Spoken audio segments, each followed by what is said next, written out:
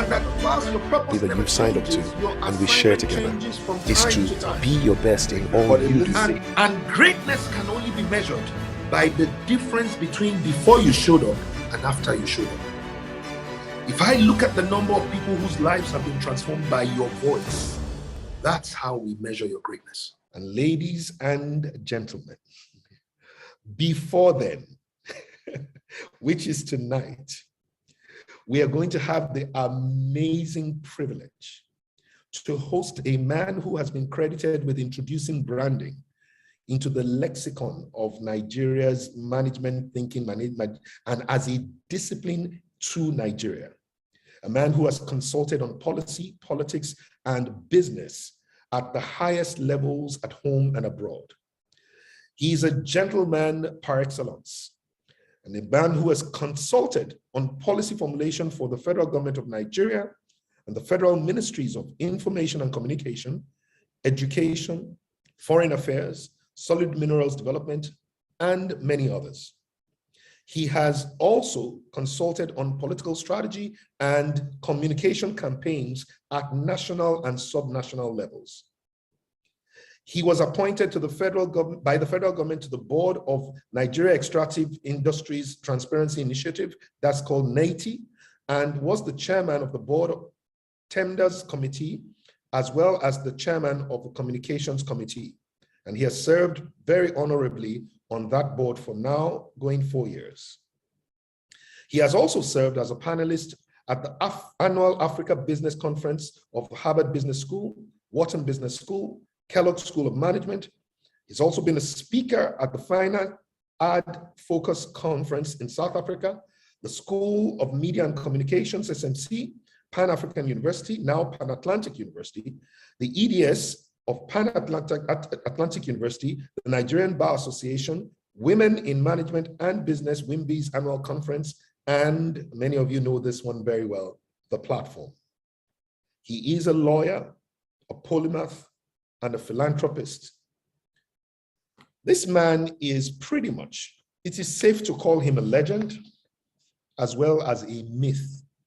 For whilst many people see the works of his hands, some people have not really had the interesting honor of being able to come close to him as I have had the great privilege and blessing of being. Tonight, this legend is going to be speaking to us about the anatomy of premium brands, the capacity to know what it takes. Now listen to this before I bring him up. When I was coming up with the titles and just asking the team, we pulled the guys together, say what do we want him to speak about? I looked up the word anatomy and it says it is the study of the structure and the inner workings of something. So what the anatomy of something is what is behind the scenes that makes everything else seem what it seems, Ladies and gentlemen, he's my big brother, my Egmont. I respect him so greatly. I love him so dearly. Please make welcome to the grand finale of the Speak for Gold Masterclass series. Our first speaker or our first special guest for this particular series, Mr. Leke Alder, the founder and principal consulting of Alder Consulting.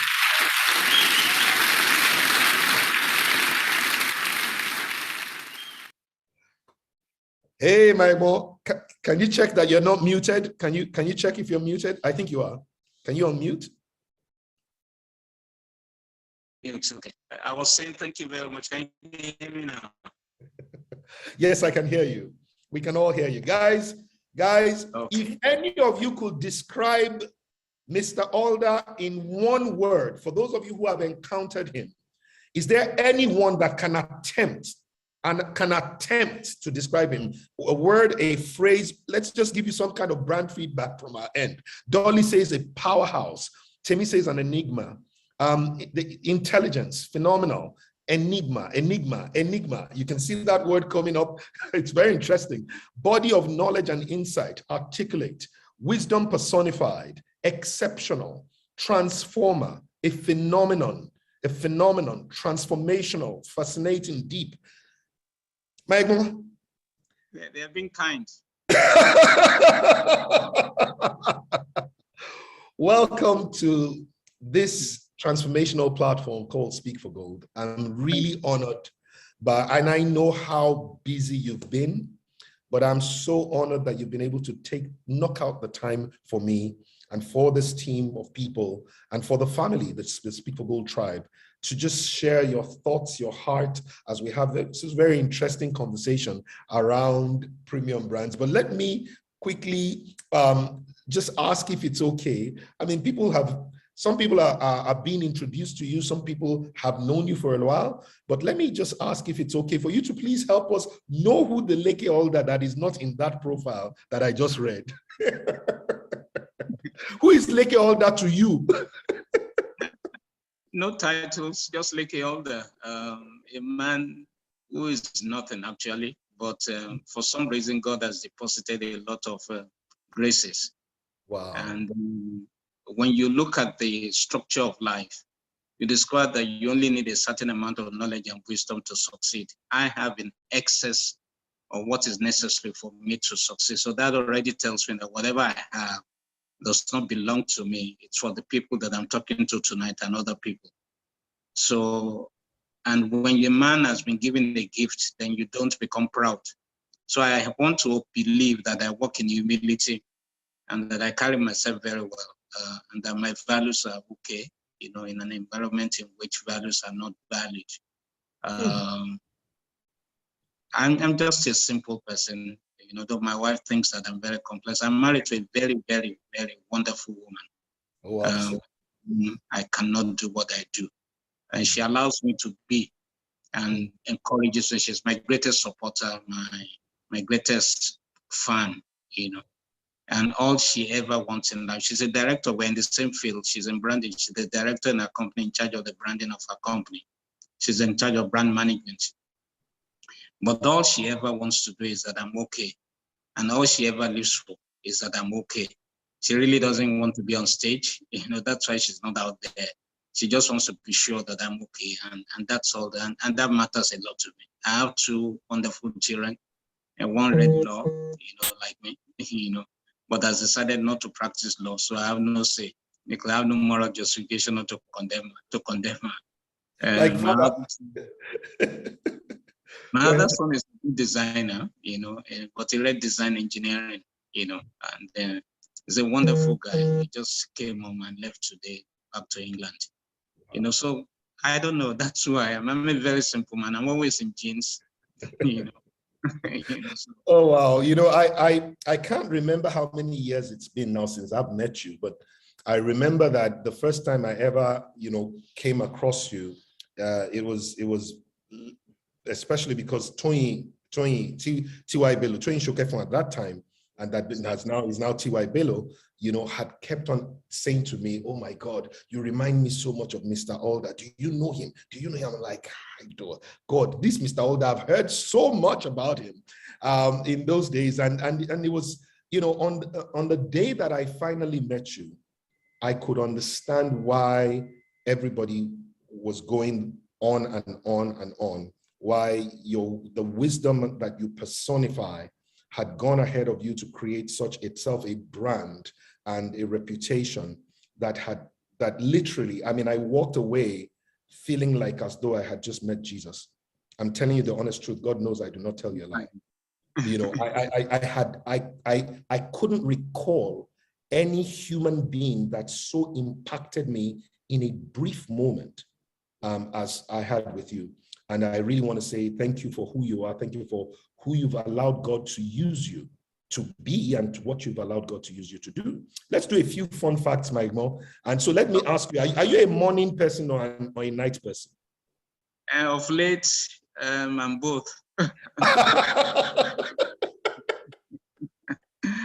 I wake up, I sleep pretty late, you know, and then I wake up not too early, but early enough, do my prayers and ablutions and meditations. The meditative part is what is most important to me. That's when I talk everything over with God and we discuss, you know, the day and our clients and our job and the kids and all the things that are bothering me, my friends. and everything. And then I do my physio workouts. Eventually I get to breakfast, then I run to the office, come back home, all this monitored by my wife,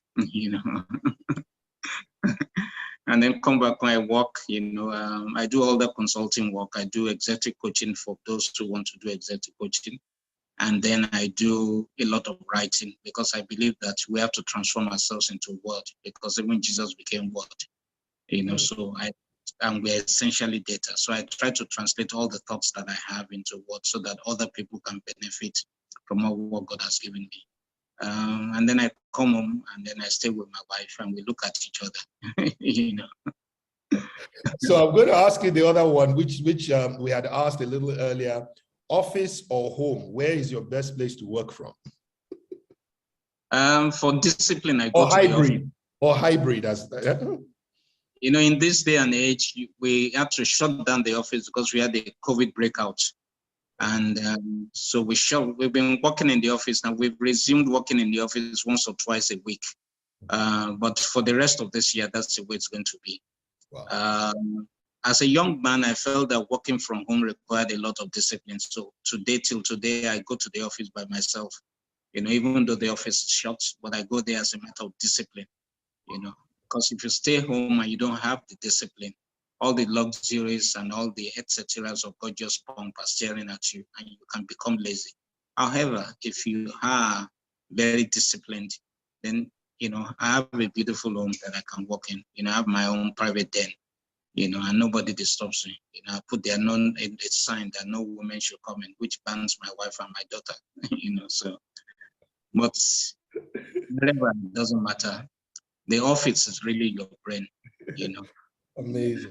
Amazing. So tell us a little bit about your journey into branding, because I think it is right and I know that you don't like to take any accolades to yourself and all of that, but I really don't think it is misplaced for anyone to say that Leke Alder introduced brand and branding as a concept to Nigeria. I'm not saying that the word may not have existed or somebody else may have spoken the word at some point in time, but especially even as it emerged into a sector and an industry, everyone without fail credits that to you. Can you tell us a little bit about the journey that had led you to the discovery of the concept of branding and how that concept, literally what it meant to you, enough for you to distinguish it between, branding and advertising, for example, which was probably what more people knew at that time? Okay, it's an interesting journey. As you know, I read law and all that stuff. And what law does is that it exposes you to all sorts of knowledge and it gives you discipline in thinking. So you have rationalization, the ability to reason properly in a rational and critical way. When we started, I'm a very talented artist and all that stuff. I don't want to go too far back so that I don't spend all the time telling you. Do amazing pictures, photographs, incredible. Yeah, I'm a very, very good graphic artist. I held an exhibition when I was in university, the biggest exhibition in the university, attracted over 2,000 students. And I mean, it was phenomenal. That's the first student exhibition in the university and by far bigger than that of the arts department. And it was reported in the Guardian and all that stuff. But two critical things.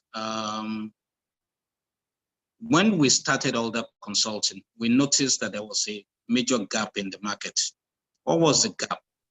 The banks, which was the most difficult aspect to brand, because, fast-moving consumer books like Bonvita and all those things are easy to brand.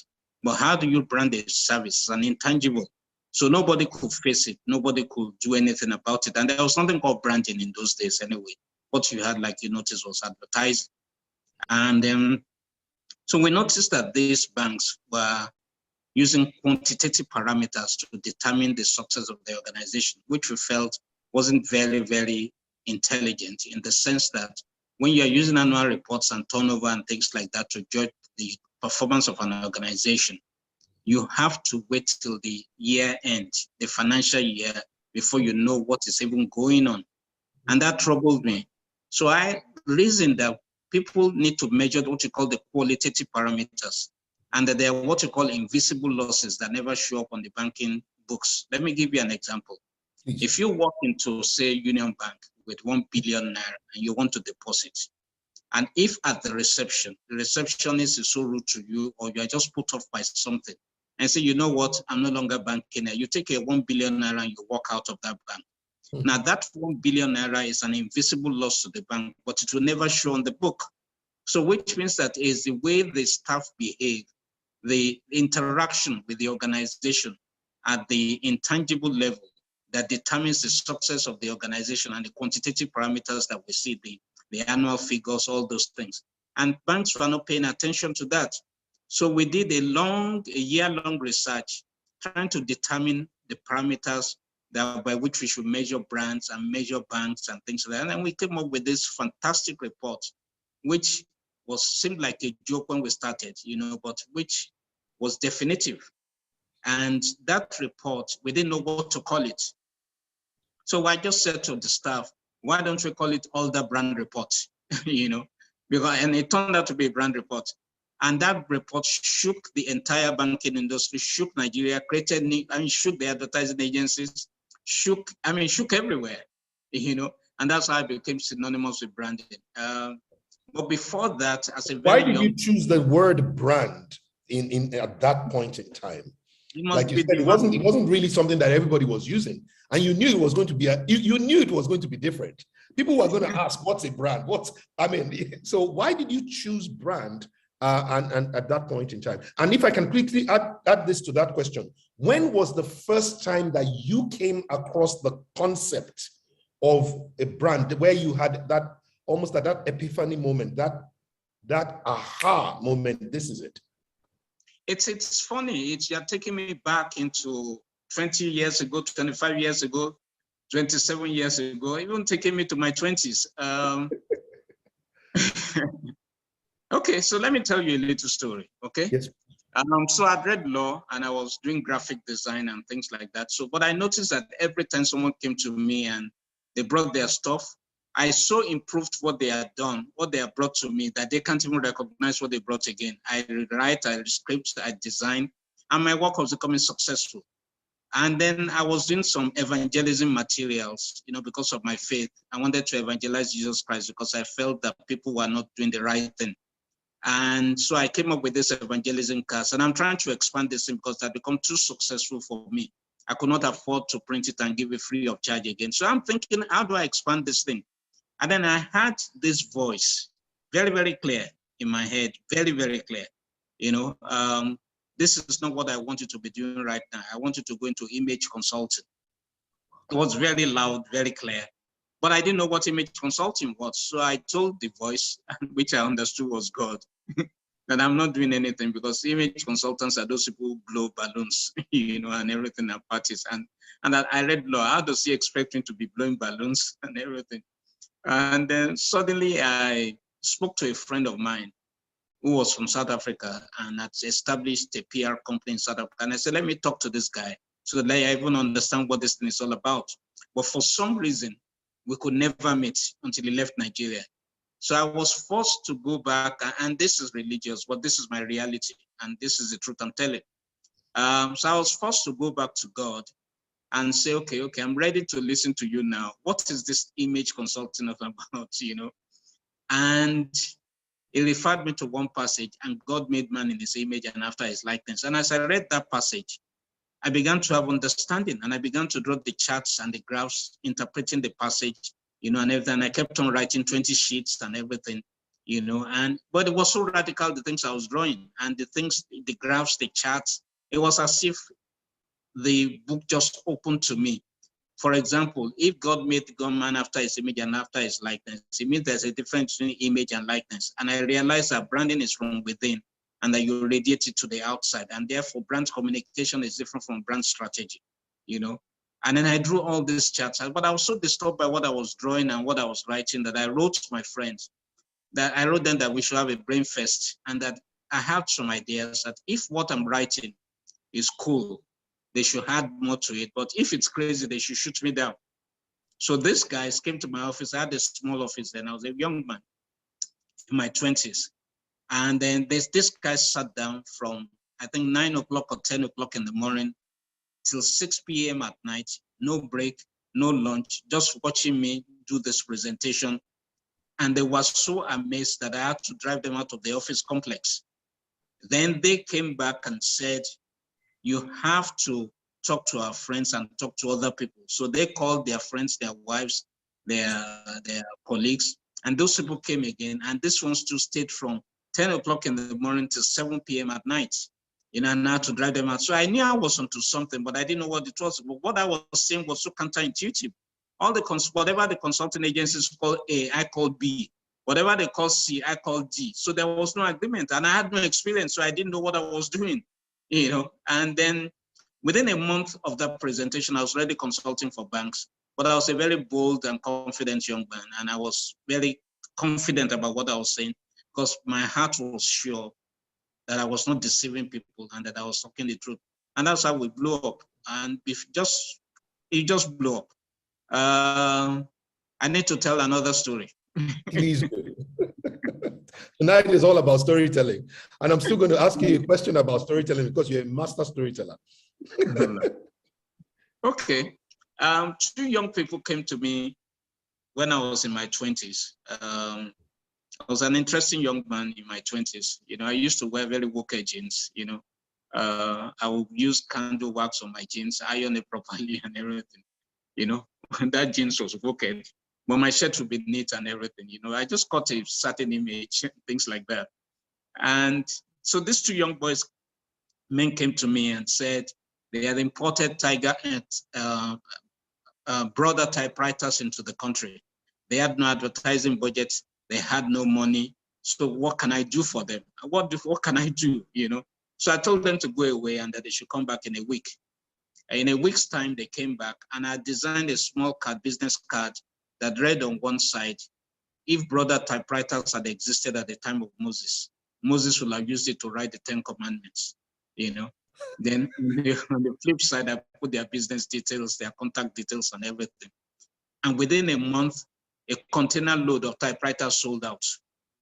And one of the companies that they sold to was a cellular phone company, in the days of not 9 knots. I don't know if many of our not 9 knots. I don't know if any of our listeners, will even understand. We have people from all across the world. So the not 9 knots was the first introduction of cellular phone numbers. So it's one of the numbers. That's how it was in those days. Not 9 knot 4125558. That was my own number, I think. I can remember my number. So the marketing director sent for me and said, whoever did this, I want to meet him. But I was young, so I didn't go and meet him for about a month. Finally, I met him and he said to me that they have inventory, but they are not moving inventory. What can I do? So I told him to give me a week and I put together a 7-page document. And I'll explain what those pages were. About 3 or 4 pages were devoted to analysis of the generation and how to sell mobile phones. And I did concept layouts and concept advertisements to illustrate what I was saying. And then at the last page, I put about Leke, Alder. I went to school on scholarship because there was really nothing to say. I went to school on scholarship. I'm a graphic artist, this, that, and everything. So I go to this man and I show him this. I didn't know that was what you call proposal. Remember, I was young and green, What I thought proposal was proposing to a girl, And then, so I gave it to this man and he looks at the first paragraph of what I wrote. And he said, excuse me. So he said he went upstairs, went to meet his managing director. Apparently the managing director was from the UK and he had just come into the country to establish this company. So for 6 months, 7 months, 8 months, they had no sale. And so he sent for me and said I should come. And he read the first 2 paragraphs and said to me, so what do we pay Alder Consult? Because I called the company Alder Consult, It wasn't registered, but there was nothing to call it. They were short of calling it Leke Alder or something. So I called it Alder Consult. And he said to me, what do we pay Alder Consult? And I said something like 400,000 naira. 400,000 naira will buy you 10 Mercedes in those days. And he said, done. But on the understanding that you also handle 2 of my companies in the UK, and And so that's how I signed with that company. Eventually, I think that year I made about ₦1 million. And but what was interesting was that within 6 months, that company moved from 0 to ₦100 million in sales. I mean, it was incredible. They by themselves volunteered to increase my retainer to 1 million the next year. And I could still make commission on adverts and all sorts of things. So, but what was interesting was that every day I designed a different advertisement for the entire year. So I was designing it because the idea in those days with advertising agencies was that they would design one advert and run it for 6 months and all those. And here I was designing one advert every day. And it was so interactive in the sense that the customers were calling the organization, they were coming, you know. I remember I ran one advert that says all hell broke loose when Jennifer called. And all the people started calling the company, I want to talk to Jennifer, I want to talk to Jennifer, I want to talk. It was crazy. Now, I didn't understand, but as I look back now, that was the discipline of branding that we had started. So I had always been on the journey. It's just that with the Alder brand report, we were able to formalize what it was and identify what it was we were doing, that it was a collective thing, and it was a synergy of a lot of disciplines that came together in branding, because branding synergizes all sorts of disciplines together. It marries management consulting with creative arts and just stays in the middle. So you have to be a polymath, a left brain and right brain person to do branding. Wow, amazing, amazing. So, you know, this is one of those moments where you know, epiphany moment for a lot of people, and I'm prepping it. I'm actually highlighting the intensity of the emotional connection with this moment because I don't want anybody to forget it.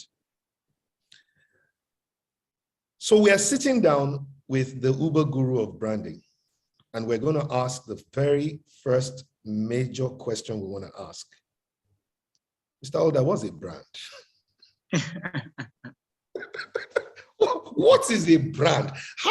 What is even this thing that everybody, I mean, we know, we've come across it, we use it every day, personal brand, corporate brands, luxury brands.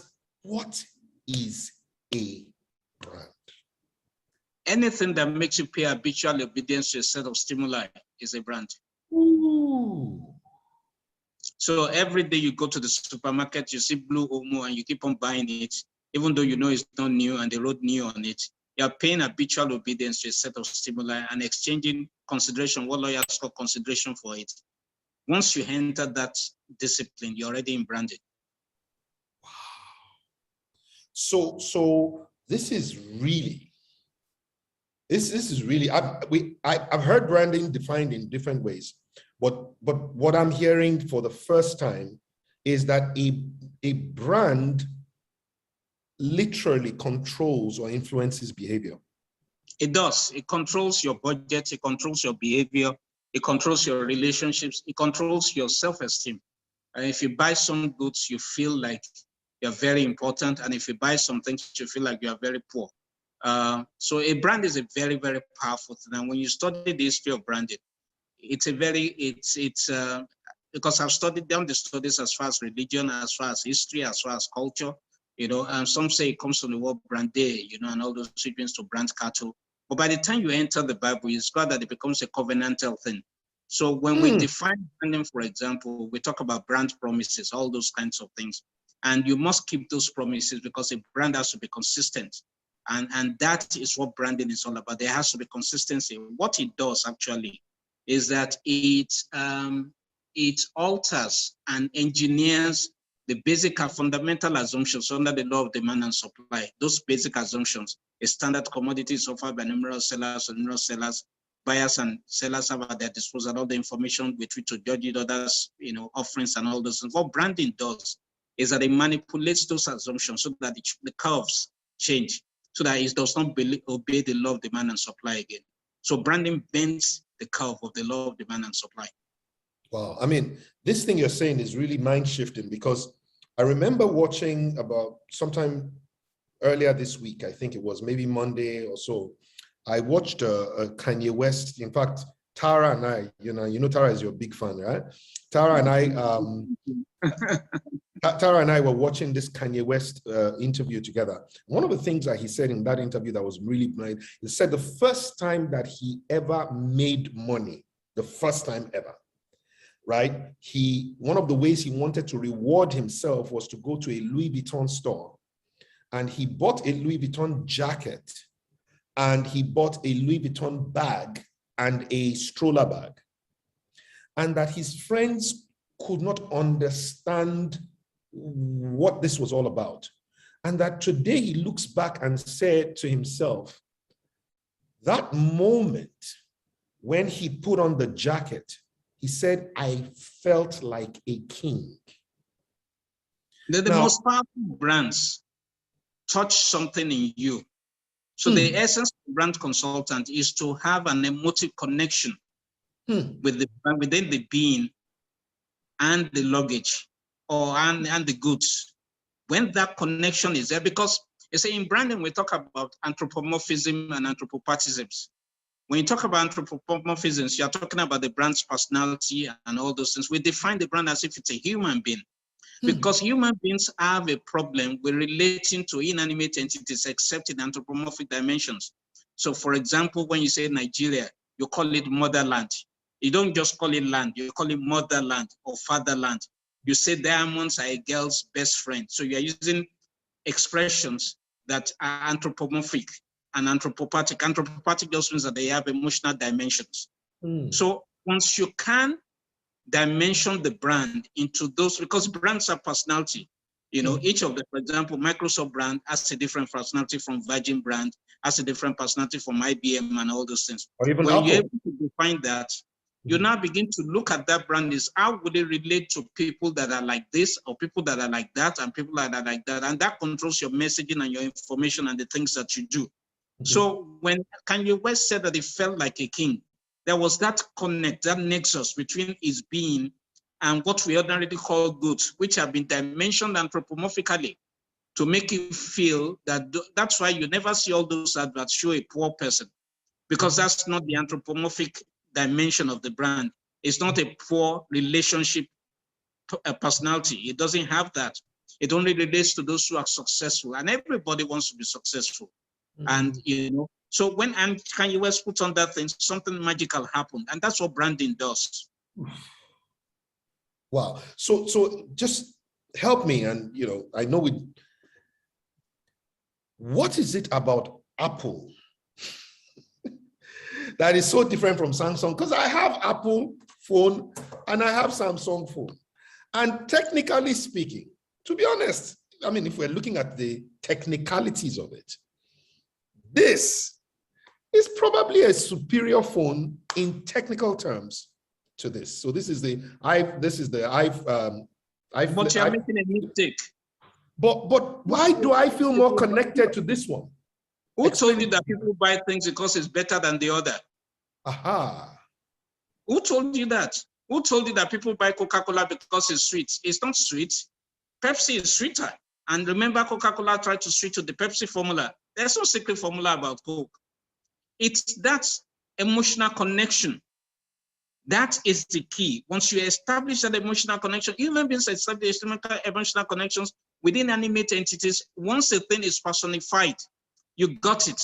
And that's the key. That's what you're driving at. So Samsung may have all the bells and all the whistles, but people need something that adds something to them. So if you have a brand, you got to ask yourself, does it add something to the buyer? If it doesn't add something to the buyer, you are not in the branding realm. It's supposed to do something for you. It's supposed to do something to you. It's supposed to alter your state of mind. It's also supposed to connect to your sense of purpose, sense of esteem. All those things, that's what branding is all about. It's not about design of a logo. Every organization has a logo, but not every organization is a brand. So having a logo is not what makes you a brand. Having a fine letterhead is not what makes you a brand. It's the conceptual approach to branding that's what makes you a brand. And once that connection is there, then everybody begins to pay habitual obedience to a set of stimuli.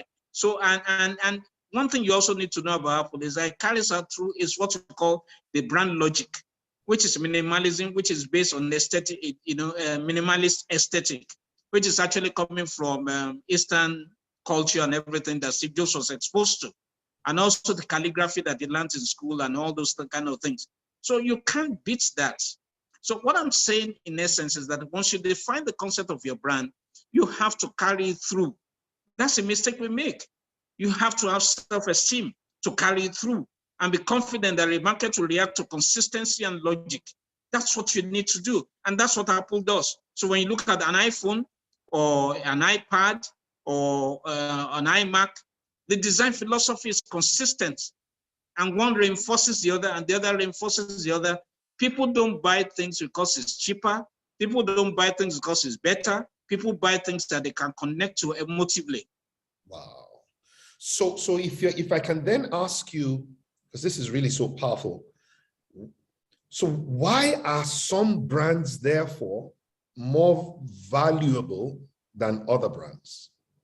What is the thing that causes me to be willing to pay more for one particular thing that, you know, and not necessarily, you know, pay as much for another? Why are some brands premium and why are some brands not premium? It's interesting when you consider what you call agape, you know, which is a common philosophy in Christianity, agape. What it comes from is that the gods are so far removed from human interaction that it doesn't matter what we do on earth. They are placed, you know, they are so far removed that nothing we do on earth can affect us. In other words, what they did was that they placed a value on humans, and that's what governs their interaction with humans. It's the same thing with brands. Value is in the brain, it's in the cranium. Whatever value, the value is not in the intrinsic properties of iPhone, because when you add it all together, it's not up to $50 what it takes to make an iPhone. So what is it that makes me want to pay something that intrinsically or materially does not cost more than $100 or $50? What makes me want to pay $200 for it, $500 for it, $1,000 for it? It means that I have evaluated and evaluated by myself that whatever the X property of that product is adding to me is worth $1,000 or $800 extra. And so value is, so you got to work on, if you're building a brand, you got to work on transmitting the concept of value and the value that elevates the sense of being of the person. And so when you talk about quality, quality is taken for granted in branding. You know, I hear people, you know, you never see a good brand put quality product. You never pick up an iPhone, for example, and you say quality, because quality is taken for granted. So it's not about quality. It's not about the material properties. It's about the intangibles, the sense of esteem, the sense of being. That's what branding is all about. That's the thing. That's what makes people go to GT Bank. That's what makes people not go to another bank. You know, it's the thing. Wow. And I'm glad you actually brought up GT Bank, because I remember that you did such an amazing job, especially with the orange rules, right? Orange. And you did something, I'm sure everybody probably, if you lived in Nigeria in the time when GT Bank was rebranding, and, you know, some people store these orange boxes all across Nigeria, and we were wondering what's going on. There was nothing written on them for a while. We were just seeing orange boxes. Everybody's like talking to each other. You and the team at Alder Consulting pushed that concept out. And you've done not only an amazing work with that, you helped to recreate and regenerate First Bank, for instance, in a way that we saw the elephant finally move, you know, and it became more nimble. Tell us a little bit about some of the work that you've done in some of the clients you've helped, if you're at liberty to do so, personal liberty to do so. But just tell us a little bit, and what is the thing that you go through? What is the framework that you go through when you're trying to help a GT Bank express, you know, and meaning into that, and translating that into an experience that customers can relate with? Okay, GT Bank, in terms of quality, was arguably the best bank in terms of service in the country at that time. But they had a major problem. They had other rivals who were defining the context in which they were operating. So they remained a niche bank. And I won't mention some names. They were defining the operating environment. And so what we needed to attack was the culture, the buying culture of the public, how the public perceives Guaranteed Trust Bank, and how the public perceives these other banks. Now, we noticed that these other banks, when we did their research, were defining the environment with their values. So the question was, how do we make the values of GT Bank tangible? Because a bank is just an intangible experience. There's nothing, I mean, you collect your money, okay, but you can't really hold the service and all those things. So we did this presentation at Guarantee Trust Bank, and we told them that what we're going to do is that they're going to wake up one day and people are going to see the logo of GT Bank, but in 3D form all over Lagos State, you know, and all over the country. And that people are going to be able to interact with it for the first time. And we're going to call it Orange Rules, because the orange was their color. And, you know, these rules, which we later discovered, people later discovered what their values, you know, and everything. So, and then it was a double entendre in the sense that we wanted people to say that Orange is ruling and that Orange is king, you know, and everything.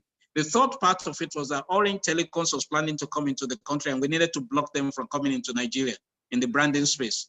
So we took ownership of Orange color, took ownership of the word Orange, took ownership of the values, and then made the brand tangible to the society. And so people woke up this one and they saw these boxes and everything, and it became talk of the town and everything. A week after they had wondered about this thing, and we started showing the rules, you know, of GT Bank and everything. And that was what happened. That was the strategy. When we proposed the strategy to GT Bank, they didn't believe in it. But I remember meeting the MD of the bank a few months after at Abuja airport. And he said, Leke, I don't know what you guys did, but whatever it is, we're making crazy money, you know, and everything. And then they called us back to do something. So those are some of the things that we've done. In terms of First Bank, and I'll mention another bank, but I won't mention it by name. It was the ability to do cross-disciplinary work, you know, they did cross-breed so many disciplines together that, you know, for First Bank. First Bank wanted to change the logo, and we had done a lot of work with them. And then the question was, how do you deploy this logo? A foreign firm had told them that it's going to take them 3 to 4 years to deploy the logo. We came and we said it's going to take 6 months, 4 months to 6 months to deploy the logo. So it's okay. We didn't know what we're talking about. It was magical, as if we were talking magic. You know, and the reason was simple. The model that we used, you know, in looking for a model to use, we used a London Underground rail system, you know, to band all the branches together. So zone 1, zone 2, zone 3, zone 4. So the idea was that all zone 1 banks saw the bank, the branch, and the brand experience at the same time. Zone 2 saw it together, zone 3 saw it together. So, and the further you go, then you get to zone 4, they experience it together. And so all the people in the cities could sit together. So we didn't say we're doing the whole of Rivers. We may say we're doing Port Harcourt and everything. And in 6 months or 4 months, we finished the work. It was incredible. In the case of another bank, the then Intercontinental Bank, they had a major problem, but they couldn't identify the problem, because sometimes people come to us with problems that they don't even know they have. You know, they can't define their problem, but they knew something was wrong. So what we did was that we went to the Third Mainland Bridge. We dimensioned it as input. When you come in at one end, that's one input. When you ride on it, that's throughput. When you come out at the other end, you have push put and all that output. And when you get service at the, you know, toll gate or something, that's push put, you know. So we dimensioned that. And we asked ourselves, what is it that caused inefficiencies on Third Mainland Bridge? We identified 8 factors. For example, if a weapon of mass destruction, which was then known as Moodway bus, jumped off that bridge, it will cause hold up on both sides of the bridge and things like that. So we identified 8 factors like that. So we dimensioned that into the bank and drew all the charts and boom, boom, boom, boom, all the problems just surfaced and everything. It was an incredible piece of work, you know. And so those are the kind of experiences that I remember, and that's what makes branding so authentic and so joyful when you solve real problems. But one of the things that I want people to take away from this is that you must know how to ask the right questions. If you don't ask the right questions, you're not going to get the right answers. It doesn't matter what tools you deploy. It doesn't matter whether you bring in ballistic missiles or whatever. If the questions are wrong, you're not going to get the right answers. And there are many experiences like that. Can you give us a couple of questions that, and you know, today, you know, many of the people who are listening to you here are CEOs or career professionals from all across the world. Many of them are coaches, speakers, business leaders. what are some of the right questions that they need to ask when they want to either be able to define their own brand or define their company brand or their product brand or brand their messaging, for instance? Okay, so we'll go back to the concept of branding. This is a mistake people make. You call a brand consultant and say, we want to design a brand. And then a brand consultant immediately comes and begins to show you logo and all those kinds of things. Wrong questions being asked, wrong process, wrong approach. Where you start from is the concept of the brand itself. What is it? Let me give you an example of a concept. When you talk about America, you talk about liberty. All men are created equal and they are endowed by their creator with certain inalienable rights. Among these are right and life, liberty, and to pursue this, all those preamble to the Constitution. When you go to France, you talk about liberty, egalitarianism, and all those kinds of things. When you go to Dubai, it has a concept. That is why, so the concept is what drives everything. Take Dubai. The concept was to turn that small city-state, because it's a city-state, to turn that small city-state into the hub of commerce and industry in Asia, for Asia and Africa. That was the common, and to disintermediate Europe. That is what informed the setting up of Emirates Airline. The airline did not inform the creation of Dubai. The airline serves a purpose. In the same way, when you are doing branding, the most important thing is the concept of the organization. How do you define the concept of the organization? It's the same thing as a human being saying that, what is my purpose in life? So you begin to ask yourself, what is the purpose of this brand beyond just making money? Because if it's just about making money, every business makes money. In other words, when you focus on just making money, you have entered a commoditization trap. But when you look at organizations like Body Shop, they have a cause, they have a purpose. When you look at Virgin, they have a cause, they have a purpose. When you look at all this, it's the concept. So what is your brand all about beyond just making money? If you can define that, and it's not an easy thing to define, it takes a lot of thinking, it takes a lot of contribution and everything, and it takes strategy. You got to sit down in a room, lock up that room and say, we're going to define the purpose of this organization or the concept of this organization. In all that consulting, we call that the conceptual definition, and then there are examples of conceptual definition and all those things. And once you describe that the most powerful brands in the world work from concept and progress the logic of the concept into everything, because the brand starts with the concept. It's what the concept is what defines HR. The concept is what defines communication. The concept is what defines the product. The concept is what defines everything in the organization. So what is the concept? That is the starting point. The logo and all those things are things that you do at the very tail end of the organization, because the logo now reflects the concept. That is the whole idea of branding. I can take many more questions, just to explain it. But I mean, you got to start with the concept of the brand. That's where it starts. Wow. And so one of the things that we hear about whether a brand is successful or not, whether it's a personal brand, product brand, a corporate brand, is that what you want your brand to mean is what the people interpret it as, and that's what they remember it as. That when that process is effective. That is not true. It's not true. Let me give you an example. There was a car called Mayata by Datsun. I don't know if anybody remembers Datsun and everything. I remember Datsun. I used to drive one. This car was called Mayata. It was a very successful car. There was only one problem. The people that bought the car were freaks. They started praying to the car. They started doing all sorts of things with the car. And so normal people don't want to buy the car. So it's not what did you say about what you want it to mean and all those things. It's the intrinsic worth, the intrinsic logic in the brand. There's a logic in every brand.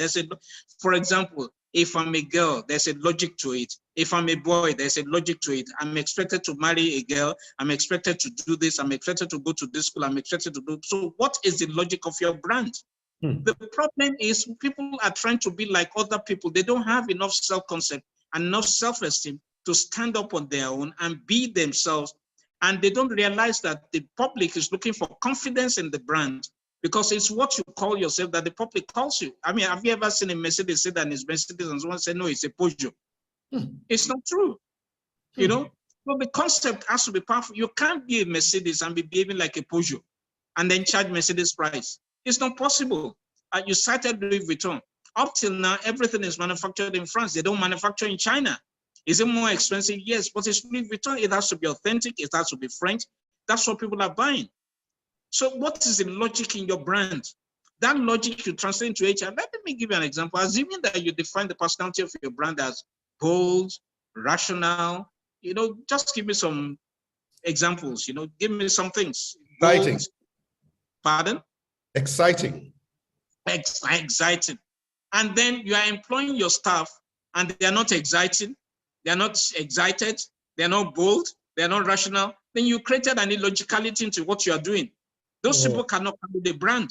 So what is defining the HR is the concept that you are defined. It is bold, it is exciting. Therefore, it makes sense, therefore, to employ people that are bold, that are exciting, so that they can carry the message of the brand to the public.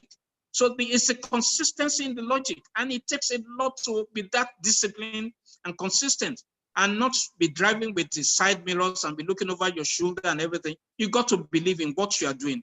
It's easier for what you call causative cost brands like Body Shop and organizations because they believe in a cause.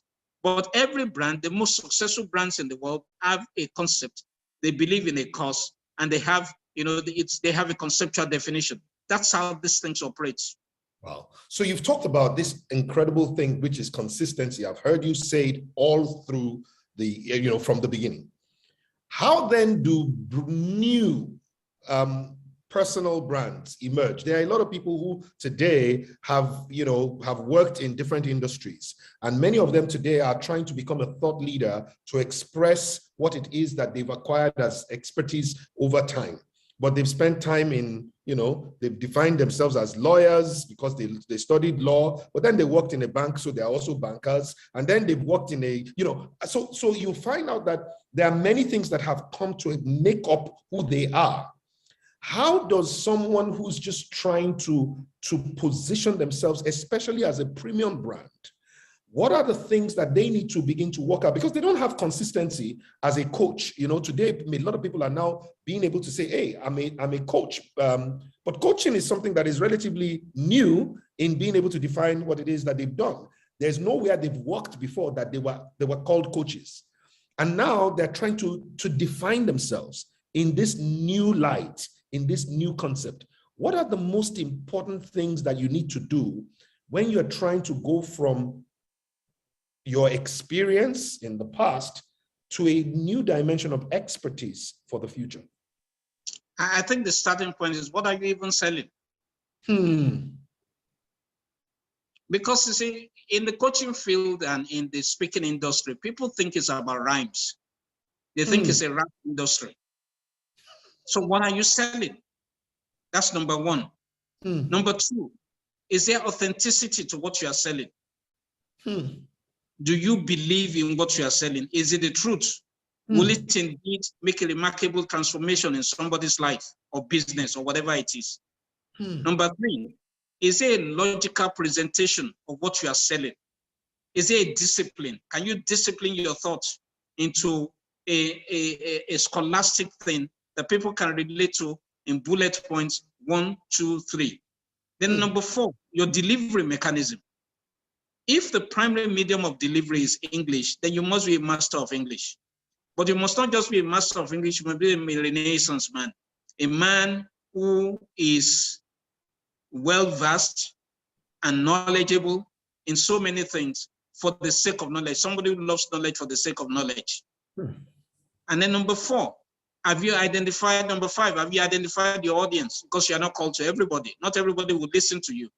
Not just in terms of the amount of money that they pay to you, but in terms of messaging, in terms of style, in terms of delivery, in terms of levels of intelligence and intellectualism. So you got to define all those things. If you don't define all those things, then you're just going to be out there and you're going to be working so hard to quote and unquote brand yourself. And what happens is that you become notorious rather than popular, but you won't realize it, especially when it comes to personal branding. And number six, what sets you apart from the other person? What is it that makes you special? What is it that people are coming to? Let me give you an example. Alder Consulting, people don't come to us with mundane stuff. They come to us with the difficult things that are incredibly difficult, things you have to think through. That's what they come to us, and they are ready to pay for it.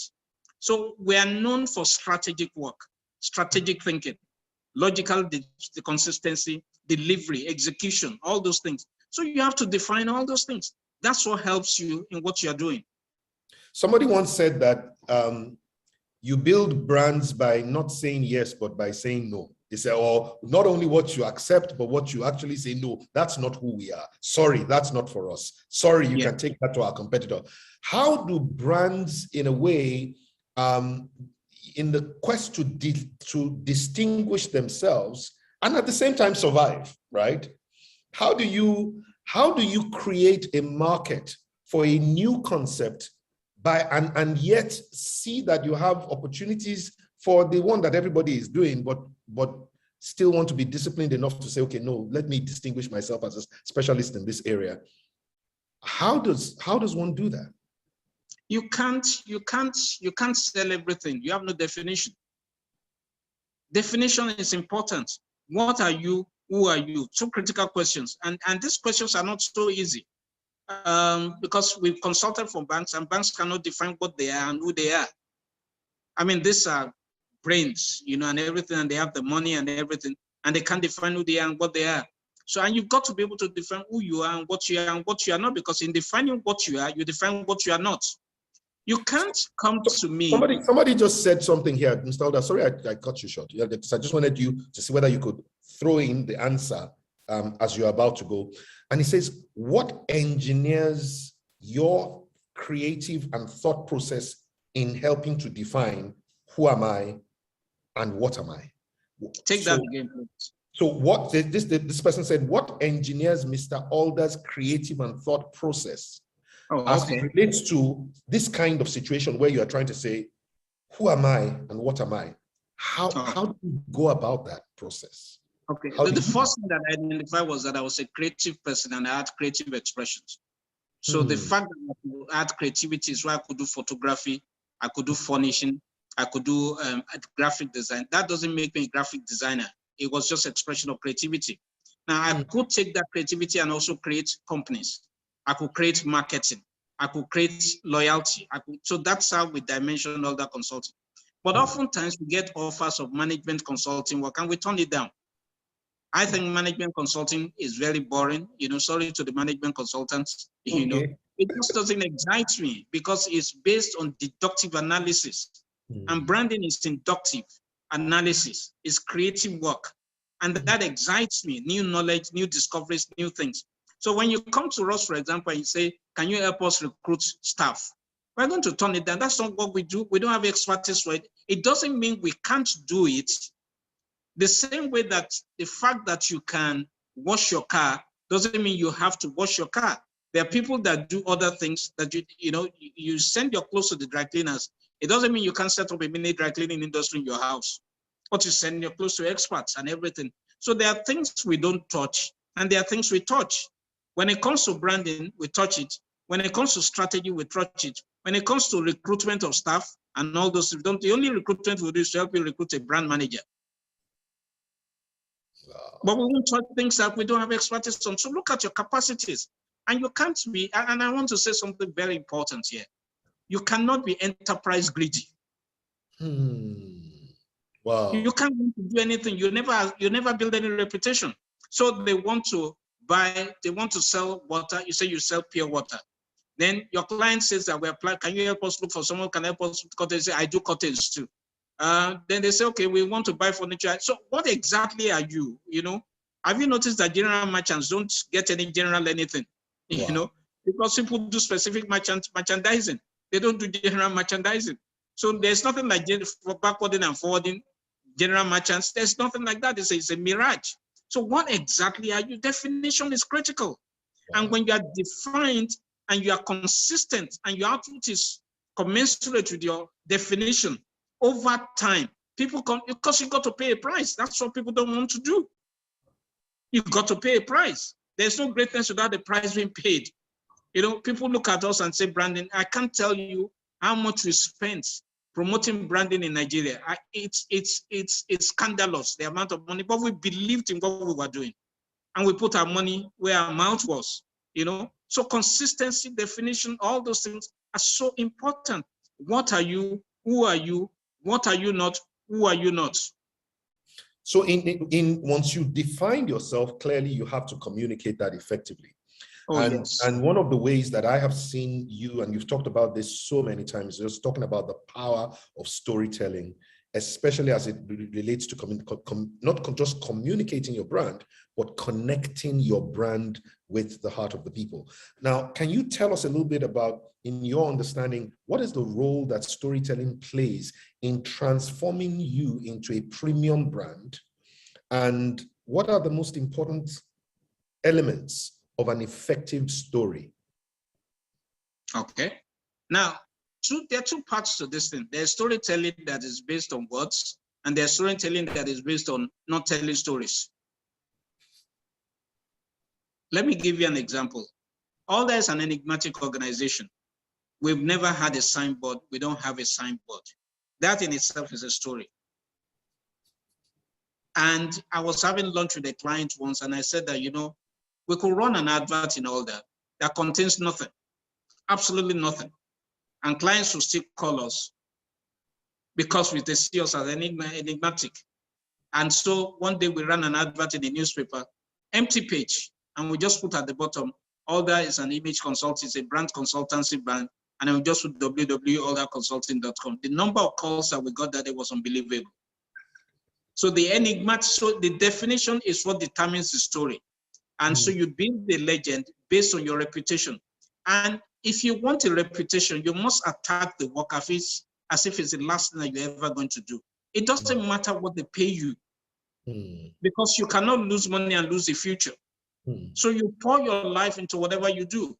In the early days, I would sleep at the press, you know, because sometimes people think I was born at Spark or at, you know, a Spa or at Leventis or something. It's not like that. It was grind.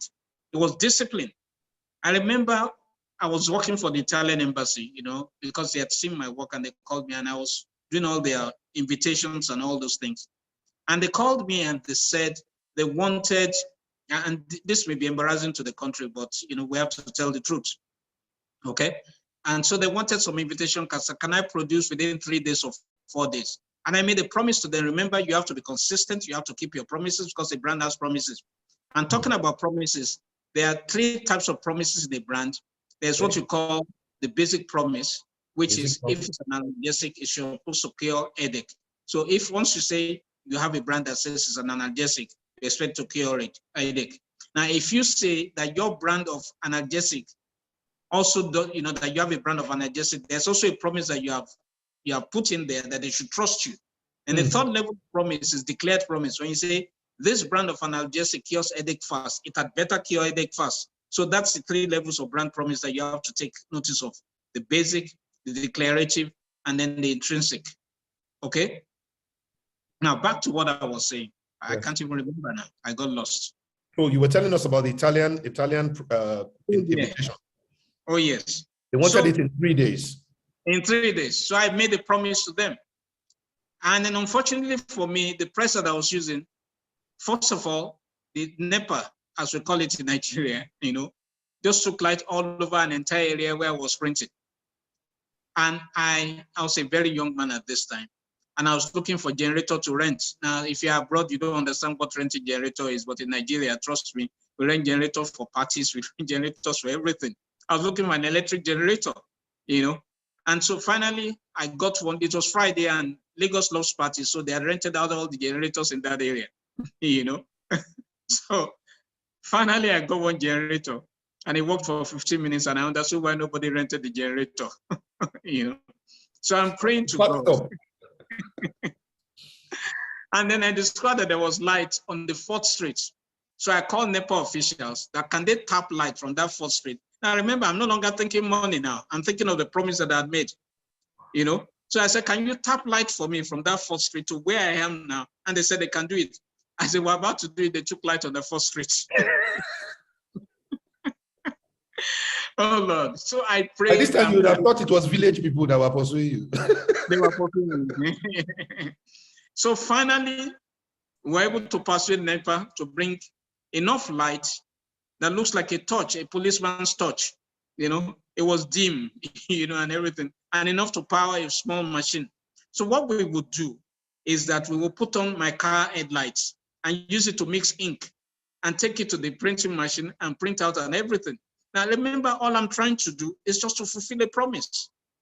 And finally, we finished printing this in overnight and everything. And then I cut, I bound and everything. And the next morning I went home, changed, wore a very nice dress, wore perfume, strolled into the Italian embassy and delivered the cards to them. And I did not tell them what I had to go through to get those invitation cards delivered. Why? Because it's none of their business. It's none of their business. What goes on behind the scenes has to be so strong and so powerful, because sometimes people pay so much attention to marketing. They don't pay attention to brand fulfillment, what it takes to fulfill the promises in a brand. You have to pay attention to that. And in one or two banks that we consulted for, we had to delay the launch of their products because when we tested the technology, it wasn't delivering. So we knew that something was wrong. So you have to wait to make sure that what is going on behind the scenes is okay, because the customer service is what is behind the scene. It's not what you present. It's easy to launch a product and everything, and then it doesn't work. And then you are going to end up paying more price. But after not launch, because when what goes wrong, that your product is bad, that product is bad, it's going to take a miracle for you to revive that product. So that's the kind of thing that I'm talking about. Keep your promises. There's something called brand integrity. It is so important. Amazing. Now and I'm sure that I'm just going to something. Yes, please. If you're a contractor and you collect money for a product to do something for your client, please separate execution money from your profits. It's not your money, because that's how people get into trouble. And that's how people get a bad reputation. It's important that when you take money, you fulfill the promise. And if you promise that something is going to be qualitative, then do qualitative work. It doesn't matter what you lose. I remember as a young man, a client had come to us and everything. And we had finished these brochures and everything, but it wasn't up to my standard. It was above Nigerian standard, but it wasn't up to my standard because my standard was international and I wasn't even higher than that. So I finished printing production. I went to the client and showed the client, this is your work, but I am not satisfied with it. So I'm not giving it to you. I'm taking it back. So we redesigned the thing, reproduced, and I presented to the client. That work that I redid eventually landed me a job in America, in which I was paid dollars, because of the high standards, because you can't have branding and operate by mediocre standards. You can't be defined by your environmental context. You have to be defined by idealism. You have to be defined by high ideals, all those kinds of things. That's what needs excellence. It's not an option when it comes to branding. Wow, amazing. And excellence is a way of life. Excellence is not a product. Ooh, somebody help me put that there. Excellence is a way of life. It's not a product. You know, one of the things you talked about earlier was this issue around, you having to know what you stand for and in a way almost define exclusivity as being able to say commitment to your promise, to your area of expertise, to your before you go further. Please. In the 80s and in the 90s, all the banks were copying each other's mission statements and vision statements. How is that possible? If you start a bank, your personality is different and your personality is going to influence the bank. If I start a bank, my personality is going to have the bank. How can we have the same mission statements? So we knew that people were not thinking. They were just, because the mission statement and the vision statement meant nothing to them. It was just something that decorated the halls of the banks. It was just something they put in the annual reports. These things are supposed to be operationalized. And one of the most important things you're going to define is your mission statement, because it's the connectivity with the market. The vision is about what you want to become. The mission is about what you want, what you want to do to your customers. That's the easiest definition. And so when you have that connectivity to the market and you fulfill that connectivity, then they help you with their patronage to become what you want to become by paying you money. Wow. Wow. Wow. Wow. Wow. Amazing. So let me find the opportunity, and I'm going to bring Simi back up now, because I want to be able to get a few people to ask a few questions, and we will just have maybe about 2 or 3 questions, and then we'll just let you go have an amazing evening with my sis.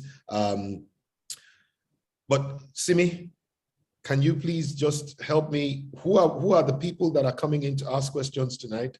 And I mean, because this has just been, can anybody please help me put out tonight? What is the most important thing that you've learned so far? What is the one thing that you've heard Leke Alder say that you would say 10 years from now? I remember 10 years ago, I heard Leke Alder say this, and you're referring to what you heard him say tonight.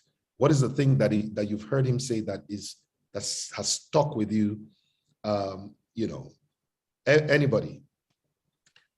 Simi, can you help me read out some of those things here? Okay, so consistency, brand is a promise, excellence is a way of life, not a product. Definition is critical to branding. Excellence is a way of life. That's about the same. That hit me. That hit me in a way.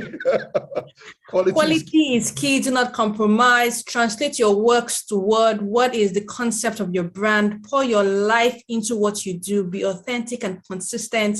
You cannot be enterprise greedy. Branding is from within. What are you? Who are you? A brand is anything that makes your customers pay perpetual obedience to. Oh, I missed that. Thinking is a very important skill. Pay attention to brand fulfillment. You must know how to ask the right questions. What are you selling? What is your purpose?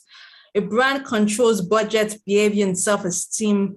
Branding must create an emotive connection.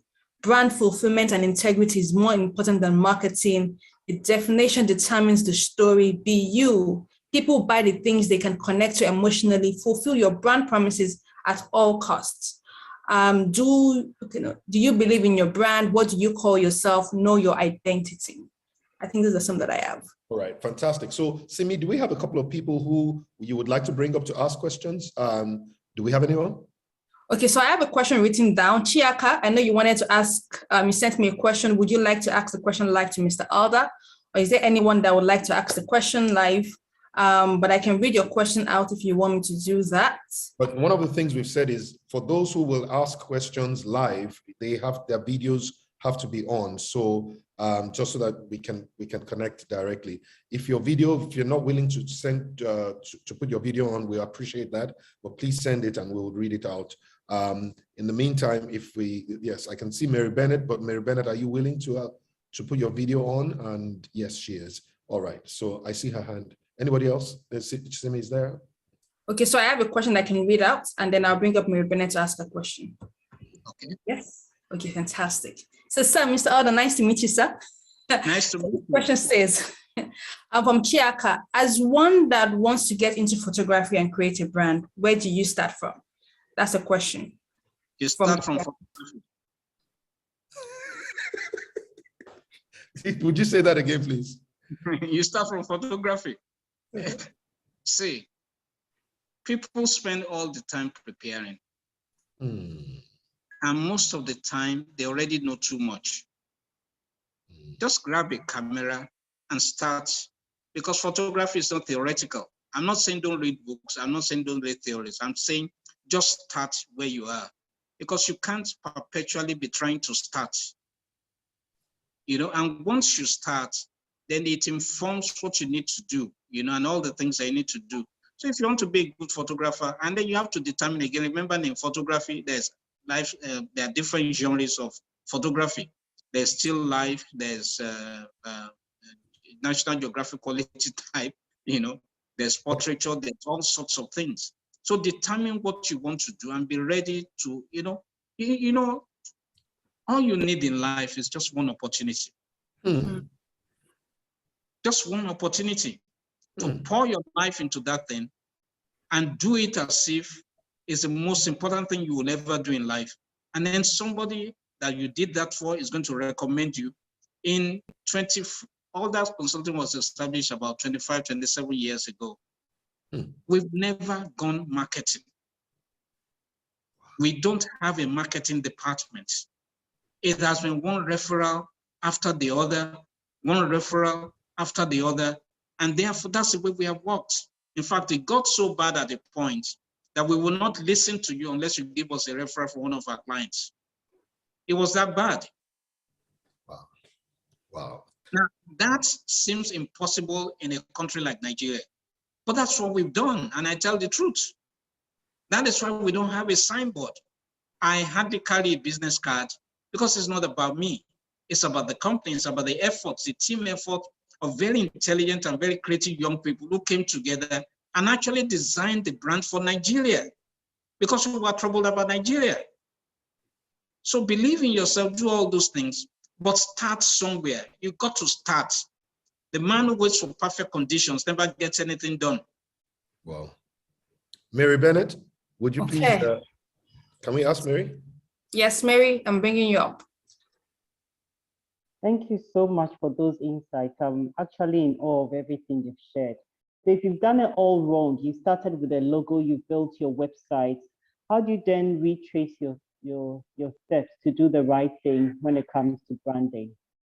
It's not difficult. Gather your staff in a room. If you have a consultant, get a consultant, and do all the, there's what you call failure costs in branding, which is the aggregate cost of not doing things right from inception. Cut your loss and do the right thing, because if you persist in doing the wrong thing, the price becomes higher and higher every year. Let me give you an example. The more successful you are with the wrong logo, the day you are going to change it, it's going to cost you more. So gather your people in a room, and do a strategy. Well, define your vision, define your concept, define your vision, define your mission, define your values, define the brand personality, define the brand culture, and then ask yourself, how are we going to propagate this? Define the strategic objectives as well, and set dates. Once you do that, you're on the right path. And then you will discover that the chances that that logo is wrong is very high if you do things properly, because it was not well thought out and everything. And anyway, most of the time, people are just copying somebody else's logo, and all that stuff. And then, the personality, for example, will define the colors. Do you understand what I'm trying to say? So don't despair if you've done it wrong. Just retrace your steps, cut your loss, and do the right thing. And then what you now do is that you tell the public that you are introducing your brand, or you are changing your brand, and everything, and do something big, on social media or something, and just introduce your brand. Say, this is our new logo, this is our ethos, this is our vision, this is our mission, and that we went into a strategic objective session, and these are the things that we came up with. Wow. So you're okay. Thank you, Mr. Alder. John, would you please ask your question? And I hope you would keep it sweet and short, yes. Just like we did. Yes, so my question is, I work in the healthcare space in the US, and it's a very cliquish environment here. I'm trying to, because foreign medical grads from Nigeria, from any part of the world, have this, they're being stereotyped as not effective, cannot practice in the US. How can my company is trying to help rebrand that stereotype and get them jobs in the US, even while waiting to match into US residency to apply to practice medicine in the US.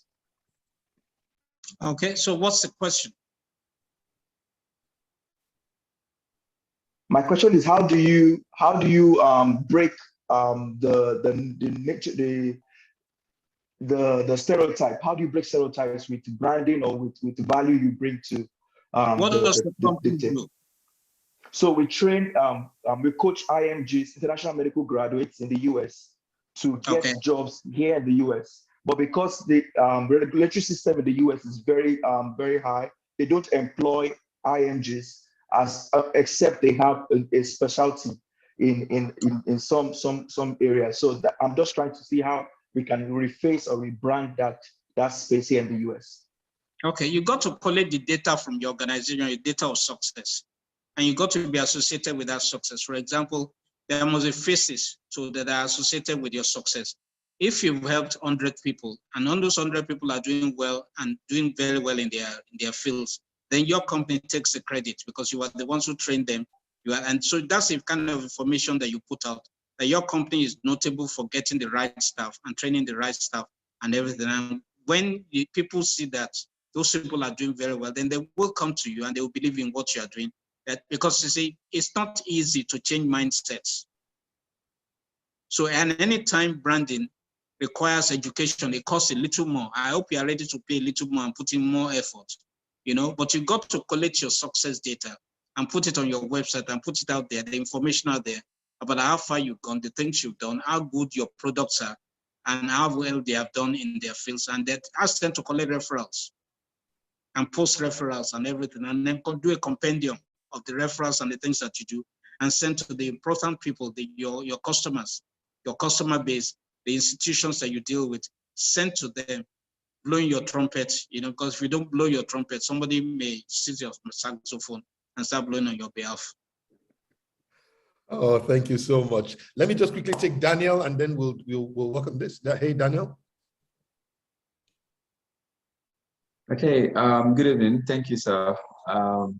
Leke Elder. So my question is, for someone who has done the logo, you've done, your brand system, you've done your website, you've done your, you've worked with your team to talk about the culture.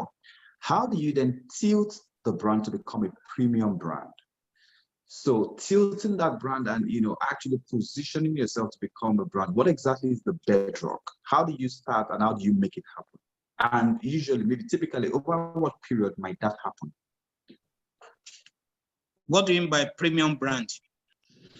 Okay, well, in terms of building a superior brand in the marketplace, defined by excellence, communicating your brand to the people, but having people have a good perception about you in terms of.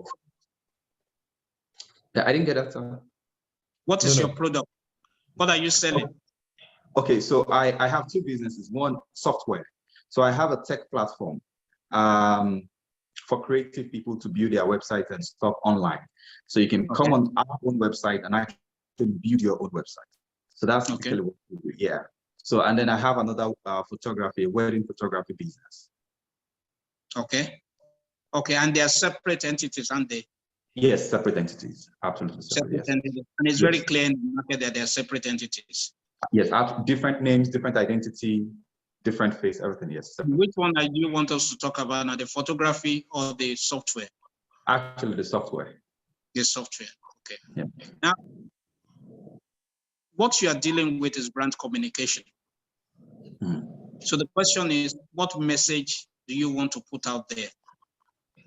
Now, the focus is not I want to become a premium brand, but what message do I want my customers to have about what I do? For example, when Huawei came to Nigeria and to our African countries, they began to run a series of adverts. Remember, they had been blocked in the US and some European countries. So they began to put out adverts at the back of the Economist and other big newspapers and said that the mosquitoes in Nigeria are so big, but that despite the odds, they completed the project in 2 days, in 3 days or in 10 days or whatever.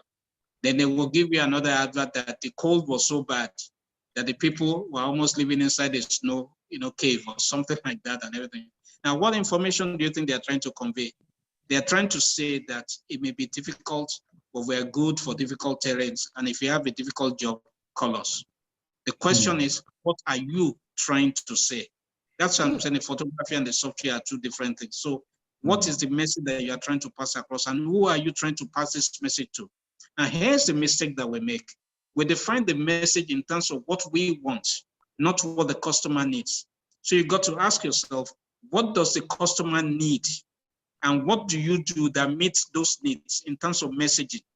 So for Huawei, for example, they were trying to show that they could work in difficult terrain because Africa is a difficult terrain, and they are saying that don't mind all the big Western organizations. They're not ready to do all this things, and if they're ready to do it, they're still going to pay us to do it anyway. So you better give us the money directly. So what are you trying to convey, and what do your customers need? Now I'm saying this so that you don't waste money, because sometimes people think that dispersal of seed, communication at seeds is what gives them leverage. It's not true. This is not the parable of the sower. It doesn't work that way. If the sower had known that there is a fertile ground, why is he scattering the seed all over the place in the first place? So you have to be very sure about what you are doing by profiling your customers. Now, what do I mean by profiling your customers? What we normally do is that we rank them into A, B, C. A for those who have money, B for those who are middle class, C for those who are poor. But that's not what makes people buy things, because if you have the experience in America is that the poor kids are the ones that buy Air Jordan $500 and all those kind of things. So it means that the things that make people buy things is something that is psychological. So you have to do what you call psychographic profiling of your customers. What makes them tick? What are they looking for? What do they want? What is it that moves them? What is it that is important to them? And then you frame your marketing message to meet those aspirations and those basic definitions. That is how to do it. You know, we did a research in Nigeria, and we discovered that all the banks were advertising all sorts of things. So we said, okay, let's poll the customers and let's see what the customers want. And then we discovered that the customers want A, the banks were advertising B, and we calculated the loss. It was horrendous loss. And they were pumping more and more money into this wrong messaging. So don't do that. Profile your customers psychographically, you know, and everything, and say, understand what moves them, what, you know, and also profile them in terms of what do they do at 8 o'clock, 9 o'clock, 10 o'clock, 6, 7 o'clock, so that you know when to put out your advertising on social media, for example. Some people are Saturday people, some people are Sunday people, some people are midday people, some people are morning people, some people are night people. So we don't know who your customers are. And since I don't know whether you do wedding photography or general photography, any of those things. If it's wedding photography, which one? Wedding. Why you, the registry will be my best friend. Do you get it? Yeah. And then churches will be my best friend. True. And then the announcement board will be my best advertising system. All you need to do is to produce one beautiful photograph and just show the people what they can become, what their wedding photographs could look like. And that's image, the power of imagery. But do you get what I'm saying? Psychographic profile, because your point of entry also matters, your pricing matters. But I believe that those are things you can sort out if you do proper psychographic profiling. Thank you very much, sir. Thank God. Thank you. Simi? Psychographic profiling.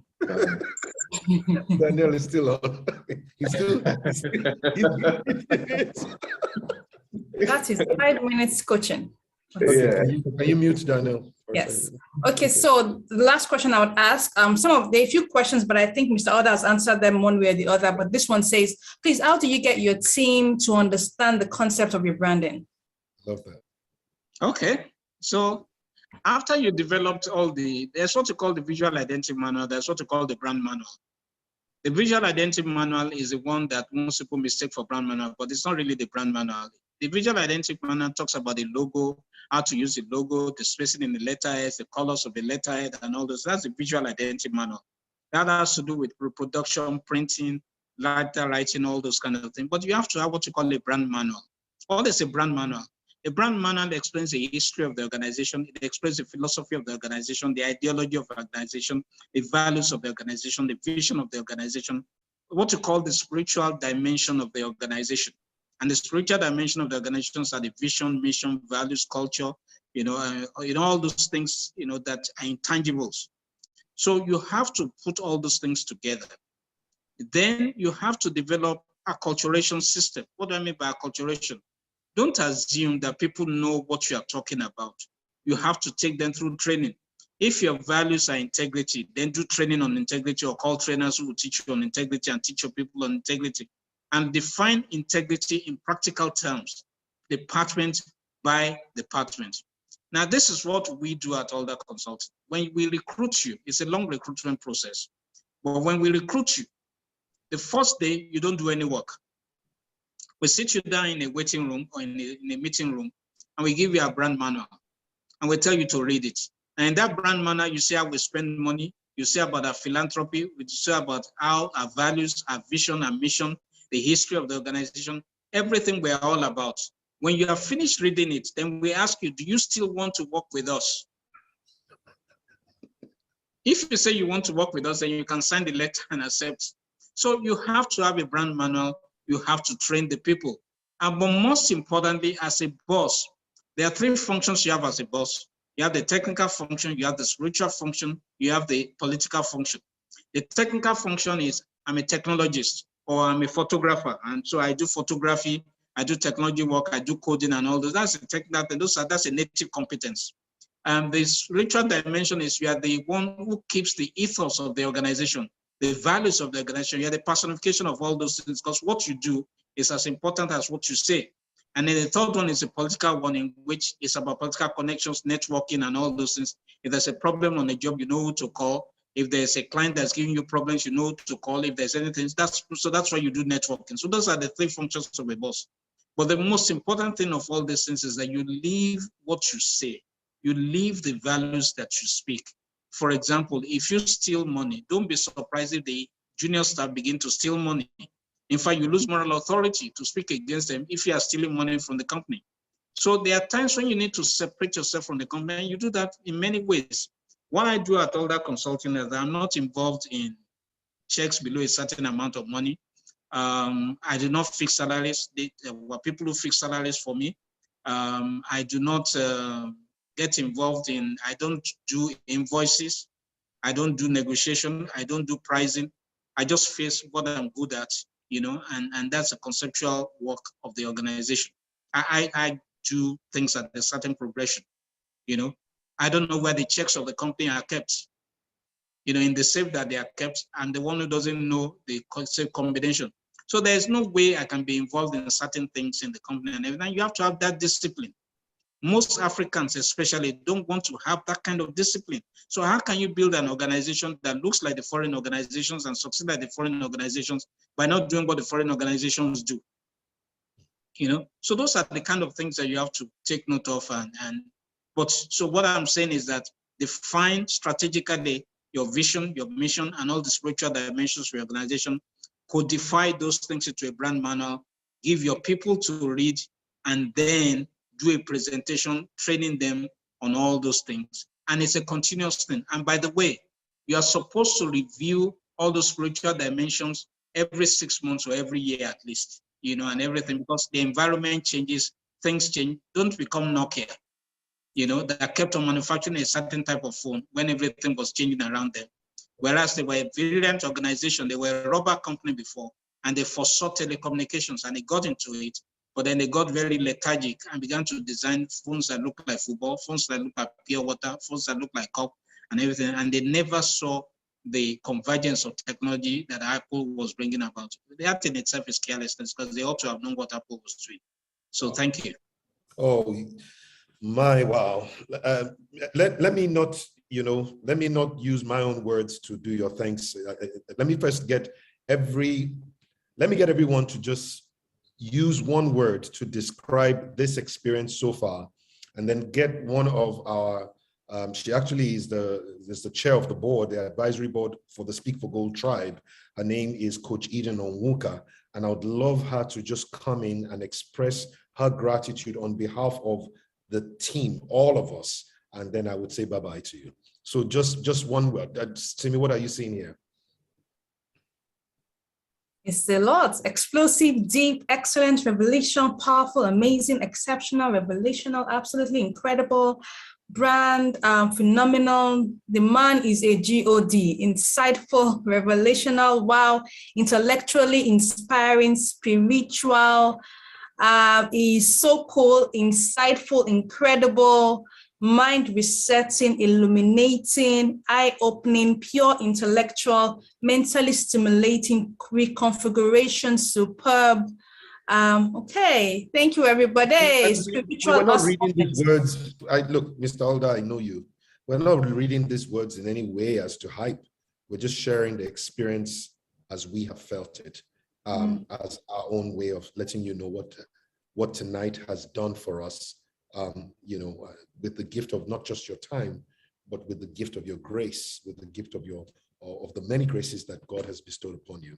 And at this moment in time, I'd just like Coach Eden Onwuka to just please share and just quickly introduce yourself, Coach Eden, to Mr. Alder, and then just speak on behalf of the tribe. Hello, Mr. Leke, Alder. Hello, everyone. My name is Eden Onwuka, a resident in Texas, and I've been greatly inspired by your teachings. So on behalf of everyone here, on behalf of the entire Speak for Gold, and as the president of the Speak for Gold Board of Trustees for this year, we wanted to say thank you. Thank you, thank you, thank you so very much. But I want to share something very quick. One of the things that stand out about you, in addition to everything we've said, and trust me, sir, The Speak for Gold community, we are not a hype community.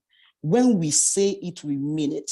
One of the things that stand out about you, for me personally, and I speak for many people, is how much you honor your wife. That is not something we'll typically think of here. How much you honor your bride. You honor her every single day, publicly and privately, as if you just met. You know what that says about you? It shows me the real reason behind your winning. The things we cannot measure, the things that are not on charts and graphs, that are not on annual reports. You have the culture of discipline and devotion. And that's how you keep overflowing. Of course, you know you're an inspiration, but you are also an erudite mind. You are someone God has trusted with kingdom culture. And we want to honor you and thank you. And we want you to come back again because our lives have been disrupted positively. Thank you so very much again, Eden Onwuka, John C. Maxwell certified coach, founder of A Woman and Half, mother of 3 beautiful girls, and the wife of a good man. Thank you so very much. God bless you. Oh, well, thank you, Mr. Alder. Thank you for the privilege. It is a privilege, and I'm grateful. I am so grateful. Please extend my highest regards to my sis. Have a lovely evening. We did go over and above a few minutes beyond that which I had demanded of you. So I really want to say thank you. Thank you for just that, for being so gracious with your time, with your experience. You told us so many powerful stories that we can't forget. You also challenged, I think, everybody here to understand that there is study. You have to study to show yourself approved in anything, and that is so clear every time a sentence comes out of your mouth. It's backed with clarity of intent. And thank you for being very forthright in the way that you deliver it. You know, no flurries, no fluff, no nothing. Thank you. We honor you and we're grateful. Thank you for your time.